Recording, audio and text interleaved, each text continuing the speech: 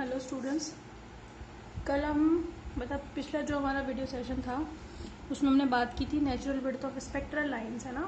यानी कि जो वर्णक्रमी रेखाएं होती हैं उनका कितना स्वाभाविक विस्तार होता है उसके बारे में हमने बात की थी। उससे पहले मैंने आपको एक्साइटेड एनर्जी स्टेट के बारे में बताया था और आई होप आपको वो सारा कंसेप्ट क्लियर हो गया होगा। ठीक है, लास्ट में हम जो एक्सप्रेशन निकाल चुके थे वो था natural width of spectral line, ये इतनी आती है ना। अच्छा, यहाँ पे आप एक चीज़ देखो कि ये जो फ्रीक्वेंसी ऑफ अमीटिंग फोटोन है वो आती है हमारी nu is equal to nu plus minus delta nu, है ना। इसका मतलब क्या है कि जो अमीटिंग फोटोन होगा उसमें दो तरीके की फ्रीक्वेंसी होती है। एक तो होती है न्यू प्लस डेल्टा न्यू और एक होती है न्यू माइनस डेल्टा न्यू। कौन सा अमीटिंग फोटोन की बात कर रही हूँ मैं? यानी कि जब इलेक्ट्रॉन एक्साइटेड एनर्जी स्टेट से ग्राउंड स्टेट में आएगा, कब? 10⁻⁻8 सेकेंड के बाद। तो वो क्या करेगा, जितनी एनर्जी एब्जॉर्ब करके ऊपर गया है उतनी ही एनर्जी को रिलीज करके वो क्या आएगा, वापस से ग्राउंड स्टेट में आएगा। तो एनर्जी को रिलीज करेगा तो फोटोन की फॉर्म में करेगा वो। ठीक है, तो जो फोटोन जो रिलीज कर रहा है वो, या जो एनर्जी रिलीज कर रहा है उसके फोटोनों की जो आवृत्ति होती है वो एक सिंगल फ्रीक्वेंसी का नहीं होता। ठीक है, उसमें दो फ्रीक्वेंसीज होती हैं। एक तो या तो होगी वो new plus delta nu. Delta nu क्या है? डेल्टा न्यू है नेचुरल विड्थ। मैंने आपको बताया था कि नेचुरल विड्थ ये जो एक्साइटेड एनर्जी है इसके ऊपर भी हो सकती है और नीचे भी हो सकती है। इस हिसाब से इसमें दो तरीके की फ्रीक्वेंसीज आती है, या तो वो न्यू प्लस डेल्टा न्यू होगा या फिर न्यू माइनस डेल्टा न्यू होगा। ठीक है, तो इसमें ये एक चीज आप मेंशन कर लेना। ठीक है, लास्ट में ही मेंशन करनी है उसको कि जो अमिटेड या अमिटिंग फोटोन होगा उसमें जो अमिटिंग फोटोन की जो आवृत्ति होती है वो एकल आवृत्ति या सिंगल फ्रीक्वेंसी नहीं होती, बल्कि उसमें दो फ्रीक्वेंसीज होती हैं। दो फ्रीक्वेंसीज के बीच का विस्तार होता है। किस किस के बीच का? न्यू प्लस डेल्टा न्यू और न्यू माइनस डेल्टा न्यू के बीच की आवृत्ति उसमें होती है। समझ में आ गई? इसीलिए मैंने आपसे कहा था कि जो प्रिज्म से हमें स्पेक्ट्रम मिलता है वो लाइनें जो होती हैं वो एक सिंगल लाइन ना दिख करके वो सारा स्पेक्ट्रम ब्लर दिखाई देता है, और ये सारी जो लाइट कलर्स होते हैं वो मिले हुए दिखाई देते हैं, मिक्स दिखाई देते हैं, और लाइनें भी थोड़ी मोटी मोटी नजर आती हैं क्योंकि उनकी फ्रीक्वेंसीज का क्या हो जाता है, विस्तार हो जाता है। समझ में आ गई? तो ये उसका रीजन है। तो आपका यहाँ तक आपका हाइजेनबर्ग अनसर्टेनिटी प्रिंसिपल कंप्लीट होता है। तो हमने क्या पढ़ा, क्या क्या पढ़ा इस चैप्टर में? हाइजेनबर्ग अनसर्टेनिटी प्रिंसिपल क्या होता है? हाइजेनबर्ग अनसर्टेनिटी प्रिंसिपल में ही कैनोनिकल कॉन्जुगेट क्वांटिटीज क्या क्या होती है, और उसमें हमने हाइजेनबर्ग अनसर्टेनिटी प्रिंसिपल में हमने कहा था कि जो क्या नाम से, अरे एनर्जी टाइम, क्या क्या रिलेशन पढ़े थे? एनर्जी का और टाइम का पढ़ा था, है ना। पोजीशन और मोमेंटम का तो पढ़ा ही था, इसके अलावा एनर्जी टाइम का पढ़ा था, और एंगुलर मोमेंटम और किसका? एंगुलर डिस्प्लेसमेंट का। इन सब का हमने हाइजेनबर्ग अनसर्टेनिटी प्रिंसिपल, क्योंकि कैनोनिकल कॉन्जुगेट क्वांटिटीज में हमने कहा था कि जिनकी जो विमा है जूल इंटू सेकेंड के विमा के तुल्य होती है वो सारी कैनोनिकल कॉन्जुगेट होती है, और जो कैनोनिकल कॉन्जुगेट है उसमें ये एक्स पी ई टी और एल थीटा ये आती है। समझ में आ गई बात आपको? ठीक है भाई, अब हम आगे चलते हैं। क्वेश्चंस हम कर चुके थे वैसे तो हाइजेनबर्ग अनसर्टेनिटी के। कुछ और क्वेश्चंस हैं अभी जो हमने एप्लीकेशंस पढ़े, मतलब हमने 4 एप्लीकेशन पढ़ लिए। ठीक है, किसके? हाइजेनबर्ग अनसर्टेनिटी प्रिंसिपल के। तो कुछ तो क्वेश्चंस मैं आपको करा चुकी थी स्टार्टिंग में। ठीक है, कुछ और है न्यूमेरिकल्स तो हाइजेनबर्ग अनसर्टेनिटी प्रिंसिपल पे ही आते हैं। ठीक है, तो कुछ तो क्वेश्चन मैं करा चुकी थी, एक दो क्वेश्चन और देख लो आप जो इम्पोर्टेंट है। जैसे एक क्वेश्चन है, ये पेपर में आया हुआ है एक बार 2014 में, कि 10 एंगस्ट्रम के एक बॉक्स में स्थित एक इलेक्ट्रॉन एवं प्रोटॉन के वेगों में अनिश्चितताओं की तुलना कीजिए। यानी कि क्वेश्चन आपको क्या दे रखा है? क्वेश्चन दे रखा है compare the uncertainties in the velocities of an electron and proton confined in a box of 10 angstrom. ठीक है, यानी कि एक बॉक्स है उसमें इलेक्ट्रॉन भी है और उसमें प्रोटॉन भी है। ठीक है, तो इलेक्ट्रॉन और प्रोटॉन जो है वो क्या कर रहे हैं, लाइट एमिट कर रहे हैं, तो उनकी कुछ न कुछ वेवलेंथ है। ठीक है, तो उसमें आपको बताना है कि जो बॉक्स है उसकी अनिश्चितता या उसकी जो भी चौड़ाई लंबाई है वो कितनी है, 10 एंगस्ट्रम है। ठीक है, तो आपको बताना है ये मूव कर रहे हैं तो इनके वेगों में अनिश्चितता कितनी कितनी होगी, उनको कंपेयर भी करना है आपको। ठीक है, तो भाई बहुत सिंपल है, कुछ नहीं करना आपको हाइजेनबर्ग अनसर्टेनिटी प्रिंसिपल लगाना है। जैसे ही आपको क्या शो कर जाए अनसर्टेनिटी। समझ में आ गई बात आपको?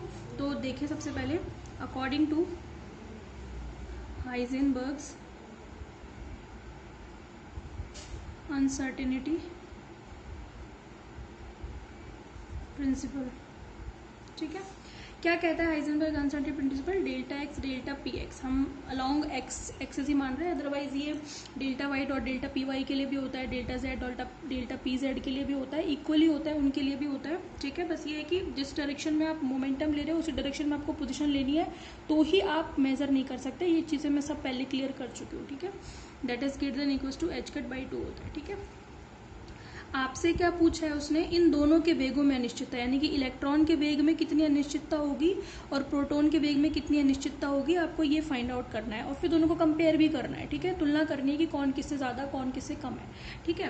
तो यहाँ से आपको पता चल रहा है कि भाई मेरे पास तो मोमेंटम है पर मुझे चाहिए वेलोसिटी, तो मैं मोमेंटम को वेलोसिटी में कन्वर्ट तो कर ही सकती हूँ, मुझे कोई दिक्कत थोड़ी है उसमें, ठीक है। हम ये जानते हैं कि डेल्टा पी एक्स क्या होता है, एम डेल्टा वी एक्स लिख सकते हैं अपन इसको, h cut by 2 delta x. तो यहाँ से मेरे पास क्या आ जाएगा, delta v x is greater than equals to h cut by 2 m delta x लिख सकते हैं ना अपन, कोई दिक्कत थोड़ी है। अब हमें क्या करना है, सॉल्व करना है, तो हम इसे कैसे लेंगे, delta v x is near about, क्योंकि हमें सॉल्व करना है ना, तो हम सॉल्यूशन जब भी करते हैं तो हम नियर अबाउट कंसीडर कर लेते हैं, ठीक है। अब बात आ रही है for electron, number first case है फॉर इलेक्ट्रॉन, हमें क्या निकालनी है, वेग में अनिश्चितता, तो कोई दिक्कत थोड़ी है। डेल्टा वी एक्स निकालना चाहते हो आप तो एच कट तो वही रहेगा लेकिन मास चेंज हो जाएगा ना। डेल्टा एक्स तो आपको दे रखा है, फिक्स है, 10 एंगस्ट्रम दे रखा है, आपको यहाँ पे पुट करना है, ठीक है। मीटर में कन्वर्ट कर लेना एंगस्ट्रम को, एच कट आप जानते हो, एम ई आप जानते हो, that will be uncertainty in the velocity of electron, ठीक है। नंबर 2 उसने किसके लिए पूछा है, फॉर प्रोटोन के लिए पूछा है उसने, कोई दिक्कत नहीं है, वहाँ पे आप मास रख देना प्रोटोन का। समझ में आ गई बात? समझ में आ गई बात आपको, ठीक है। तो यहाँ पे आप कैलकुलेट कर लेना है, h cut m p delta x ये सारी चीज़ें रख करके, ठीक है। फिर जो आंसर आता है उसको कंपेयर कर लेना। कंपेयर ऐसे करना कि ये तो हो गई इलेक्ट्रॉन के लिए और ये हो गई प्रोटॉन के लिए, तो आप दोनों का रेशो ले लेना, इलेक्ट्रॉन का कैसे भी ले लेना, चाहे इसमें इससे डिवाइड कर लो या इसमें इससे डिवाइड कर लो, कोई फर्क नहीं पड़ रहा। फिर देखना कि क्या आंसर आता है ना, that is the comparison between uncertainties in the electron and proton. समझ में आ गई बात आपको? तो ये आपका क्वेश्चन हो गया, ठीक है। और एक देख लीजिए क्वेश्चन है आपका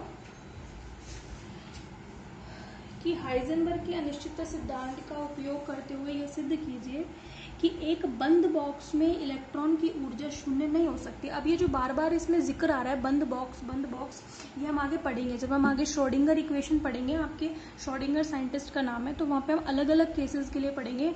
इलेक्ट्रॉन जब मूव कर रहा है, बीच में कोई बाधा आ गई है तो उसके लिए एनर्जीज कितनी हो गई, ये सारी चीज़ें हम निकालेंगे। और वो थोड़ा सा हालांकि आपको कोई दिक्कत वाली बात आने नहीं दूंगी मैं, तो थोड़ा सा आपको ध्यान रखना है वहाँ पे। अभी तक तो क्वांटम फिजिक्स का बहुत ही सिंपल पार्ट चल रहा है अभी तो, है ना। अभी जो हम सी सेक्शन शुरू करेंगे ऑपरेटर, वहाँ से असली क्वांटम फिजिक्स शुरू होती है, ठीक है। ये तो हालांकि हाइजेनबर्ग से शुरू हो जाती है क्वांटम फिजिक्स, तो प्लांक में भी आती है, लेकिन जो असली जो विकराल रूप धारण करती है ना हमारी क्वांटम, वो ऑपरेटर से ऑपरेटर उसका फर्स्ट स्टेप है, ठीक है। उसके बाद जो है चीज़ें थोड़ी थोड़ी डिफिकल्ट होना शुरू हो जाती है, फिर आगे चीज़ें बहुत ही डिफिकल्ट आती है, तो आपको धीरे धीरे ध्यान रखना है। पहले से इसलिए बता रही हूँ ताकि थोड़ा आप अलर्ट रह के चलें, चीज़ों को ध्यान से पढ़ें और समझें, ठीक है। ये हर चीज़ जो आप पढ़ रहे हैं, ये सारी चीज़ें आगे के जो डिफिकल्ट कॉन्सेप्ट आएंगे उसमें सब जगह काम में आएंगी, ठीक है। तो क्वेश्चन है आपका कि वहाँ पे हम पढ़ेंगे बंद बॉक्स के लिए भी पढ़ेंगे एनर्जी कितनी होती है, तो ये सारी चीज़ें हम बाद में पढ़ेंगे, ठीक है। तो क्वेश्चन है हाइजेनबर्ग के अनिश्चितता सिद्धांत का उपयोग करते हुए सिद्ध कीजिए कि एक बंद बॉक्स में इलेक्ट्रॉन की ऊर्जा कभी जीरो नहीं हो सकती, ये आपको सिद्ध करनी है, ठीक है। Using Heisenberg uncertainty principal prove the electron can not have zero energy confined in a box, यानी कि अगर एक बॉक्स के अंदर इलेक्ट्रॉन है तो उसकी एनर्जी जीरो नहीं हो सकती। हालांकि हम ये प्रूव कर चुके हैं क्वांटम फिजिक्स के हिसाब से कि 0 पॉइंट एनर्जी जो होती है किसी भी इलेक्ट्रॉन की, वो कितनी होती है, हाफ एच कट ओमेगा। समझ में आ गई? ये हम बता चुके हैं कि जीरो तो वैसे भी नहीं हो सकती किसी भी इलेक्ट्रॉन की एनर्जी, चाहे वो ओपन में भी है तो भी नहीं हो सकती उसकी energy, half H cut omega तो मिनिमम होगी कभी भी क्वांटम फिजिक्स के हिसाब से इलेक्ट्रॉन की एनर्जी चाहे वो ओपन बॉक्स में हो, है ना, तो जीरो हो ही नहीं सकती। अदरवाइज क्लोज बॉक्स में है तो जीरो हो ही नहीं सकती। समझ में आ गई? लेकिन अकॉर्डिंग टू क्लासिकल फिजिक्स जो किसी भी इलेक्ट्रॉन की मिनिमम एनर्जी जो मानी जाती है वो 0 मानी जाती है, लेकिन इसमें नहीं होती है, ठीक है। इसीलिए तो इस मिनिमम एनर्जी को उन्होंने पहले ही नाम दे दिया 0 पॉइंट एनर्जी। 0 तो हो नहीं सकती कभी भी, तो यही उसकी 0 पॉइंट एनर्जी है। समझ में आ गई, ठीक है। अब देखिए आप मेरी बात सुने कि सपोज करें कि मेरे पास जो बॉक्स है, consider we have a box of length small a, ठीक है। We have a box of length small a length का हमारे पास क्या है, एक बॉक्स है, ठीक है। Then the uncertainty of electron will be delta x is equal to a. भाई इलेक्ट्रॉन इतने ही उसमें घूम सकता है, समझ में आ गई। तो इलेक्ट्रॉन को घूमने के लिए कितनी जगह मिलेगी, यानी कि इतनी में तो वो घूमेगा, इससे कम ज्यादा नहीं हो सकती। इसी के अंदर वो कन्फाइंड इन अ बॉक्स का मतलब है बॉक्स के अंदर इलेक्ट्रॉन है, तो उसको जो जगह मिलेगी वो delta x is equal to a. तो uncertainty in the position of electron कितनी हो गई, ए हो गई। बात समझ में आ गई। अब सुनिए आप मेरी बात, अब मुझे निकालना है कि डेल्टा पी एक्स यानी कि what is the uncertainty in the momentum कितना होगा, ठीक है। तो आप मेरी बात सुनिए कि अनसर्टेनिटी जो होती है वो आप ठीक है हाइजेनबर्ग अनसर्टेनिटी प्रिंसिपल ही लगाएंगे हम अल्टीमेटली, लेकिन एक चीज सुनिए आप कि जो डेल्टा पी एक्स होती है यानी कि मुझे संवेग में अनिश्चितता चाहिए, तो उसको अपन विचलन के रूप में और शो करते हैं, डेविएशन, ये मैं नया वर्ड यूज कर रही हूँ, ठीक है। और वो कैसे निकालते हैं पहले सुन लो मेरी बात, वो इस तरीके से निकलती है। अब ये क्या नई बला है भाई, सुनो, ये जो मैंने लिखा है पी एक्स का एवरेज, ये कहलाता है एवरेज मोमेंटम, ठीक है। तो हमने क्या किया है, एवरेज मोमेंटम का स्क्वायर किया है, और ये क्या है, स्क्वायर का एवरेज, दोनों में अंतर है। यहाँ पे तो मोमेंटम का हमने पहले मोमेंटम लिया है, उसका स्क्वायर किया है और फिर उसका एवरेज लिया है, यहाँ पे एवरेज का स्क्वायर किया है। तो किसी भी मोमेंटम में अगर आपको अनसर्टेनिटी निकालनी हो किसी भी पार्टिकल के लिए, इसका जिक्र पहले आना था पर मैंने अभी तक बचा के रखा आपको, क्योंकि फिर क्या है ना, चीज़ें आती हैं बाद में, और जब बीच में जब कोई चीज़ आ जाती है ना तो उसका एक्सप्लेनेशन देना मुश्किल हो जाता है, क्योंकि ये सारी चीज़ें एलेबरेट करके आपके बाद में आएंगी। अभी मैं केवल यहाँ पे यूज़ कर रही हूँ इस फॉर्मूले को, बात समझ में आ गई। तो कोई भी कैनोनिकल कॉन्जुगेट क्वांटिटी है उसमें अगर अनिश्चितता निकालनी हो तो उसको आप डेविएशन या विचलन के फॉर्मूले से निकाल सकते हो। ऐसा नहीं है कि हम डेल्टा एक्स के लिए नहीं निकाल सकते, हमें यहाँ पे ज़रूरत नहीं है, अदरवाइज डेल्टा एक्स के लिए भी निकाल सकते हैं, और वो भी ऐसे ही निकलती है, एक्स स्क्वायर का एवरेज माइनस एक्स के एवरेज का स्क्वायर। समझ में आ गई। और हम जानते हैं कि डेल्टा एक्स और डेल्टा पी एक्स यानी कि पोजीशन और मोमेंटम दोनों ही कैनोनिकल कॉन्जुगेट क्वांटिटी यानी कि विहित संयुग्मी राशियां होती है, और हमें पता है कि विहित संयुग्मी राशियां क्या होती है, ये हम पिछली वीडियोज में पढ़ चुके हैं। समझ में आ गई बात आपको। तो हमें चाहे वो एक्स पी एक्स हो, चाहे वो एनर्जी या टाइम हो, चाहे वो एंगुलर मोमेंटम और एंगुलर डिस्प्लेसमेंट हो, इनको हम डेविएशन की फॉर्म में इस तरीके से फाइंड आउट कर सकते हैं। बात आ रही है समझ में आपको। ये मैंने इंट्रोडक्शन, हालांकि मैं अभी भी आपको बचा सकती थी इस फॉर्मूले से, लेकिन सोचा कि चलो ठीक है आपको इंट्रोडक्शन दे देते हैं, क्योंकि अभी भी इसकी कोई इतनी ज़रूरत वाली बात नहीं है, ठीक है। अब सुनिए आप कि जो पी एक्स होता है इसका एवरेज वैल्यू जो है वो 0 आती है, और जो एक्स होता है इसकी एवरेज वैल्यू भी 0 ही आती है। कैसे निकलती है एवरेज वैल्यू, क्यों 0 आती है, इन सभी सवालों के जवाब आपको आगे के चैप्टर्स में मिलेंगे। बात समझ में आ गई आपको, ठीक है। और अगर बीएससी में नहीं मिलते हैं तो एमएससी में मिलेंगे, तो उस चीज़ में क्यों फंसना, क्योंकि इनके बड़े बड़े डेरिवेशंस हैं। समझ में आ गई, ठीक है। तो इसकी वैल्यू आती है 0। तो डेल्टा पी एक्स जो है वो कैसे मिलेगा आपको, अंडर रूट पी एक्स के एवरेज का स्क्वायर। तो मिलेगा तो अल्टीमेटली पी एक्स का एवरेज ही मिलेगा। मतलब कहने का मतलब ये है कि मोमेंटम में अनसर्टेनिटी जो होगी वो एवरेज मोमेंटम के इक्वल होगी। बात समझ में आ रही है, ठीक है, ठीक है भाई। और जो क्या नाम से आपका ये मोमेंटम होता है वो कितना होता है, मोमेंटम तो हम जानते हैं ना, इसको हम ऐसे लिख सकते हैं, delta p x is equal to 2m/e का अंडर रूट लिख दूं तो कोई दिक्कत है क्या भाई, नहीं होनी चाहिए, क्योंकि हम जानते हैं कि E यानी कि काइनेटिक एनर्जी E बराबर हाफ mv² होती है, और इसी को हम p²/2m लिखते हैं। तो p बराबर अंडर रूट 2m तो आएगा यहाँ से इस फॉर्मूले से। बात समझ में आ रही है, तो वही लिख दिया मैंने। अब मैं चाहती तो डायरेक्ट भी कर सकती थी, बट मैंने थोड़ा सा आपको बता दिया इसके बारे में, ठीक है, ठीक है भाई। तो यूजिंग हाइजेनबर्ग अनसर्टेनिटी प्रिंसिपल, ठीक है, delta x dot delta p x क्या होता है, नियर अबाउट h/2, या फिर कह दो greater than equal to, starting में तो वही ले लेते हैं, ठीक है। चलें, अब जो डेल्टा अच्छा डेल्टा एक्स कितना है आपके पास, ए है, और डेल्टा पी एक्स कितना है, ये रहा, ठीक है। अच्छा रख दो दोनों को, a dot under root 2me is greater than equals to h cut by 2।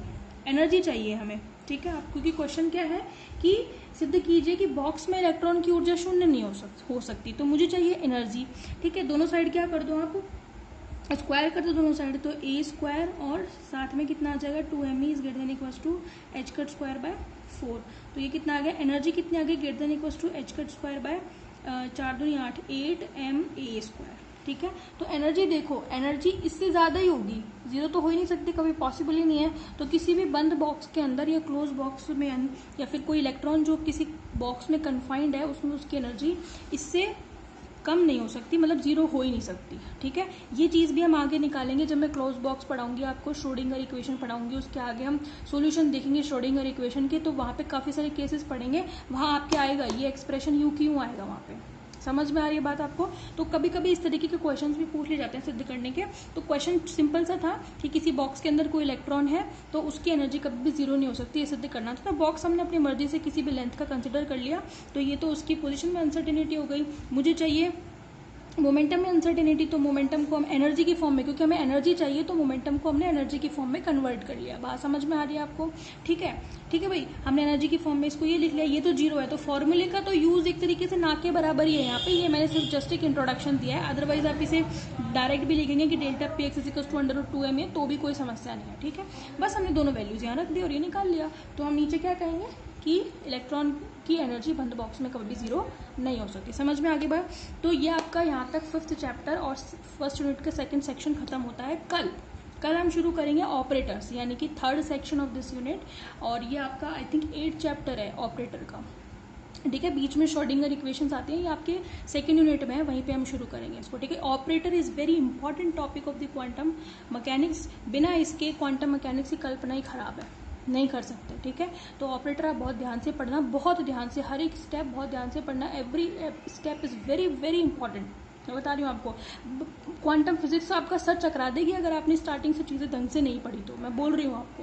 Quantum physics अच्छों की हवा निकाल देती है, नहीं आती समझ में बहुत लोगों को, तो मैं आपको बोल रही हूँ ये चीज़ कि स्टार्टिंग से ही ध्यान से पढ़ना, क्योंकि अभी जो एक्सप्रेशंस आने वाला है वही बहुत भयंकर आने वाला है ना। जो आप डिनोट करते हो यहाँ पे, तो हर चीज़ को सिंपली डिनोट कर देते हो, डिनोट करने के तरीके इतने भयंकर है, और फिर उनमें एक्सप्रेशंस काफ़ी बड़े बड़े आ जाते हैं, तो ध्यान से पढ़ना हर एक चीज़ को, ठीक है।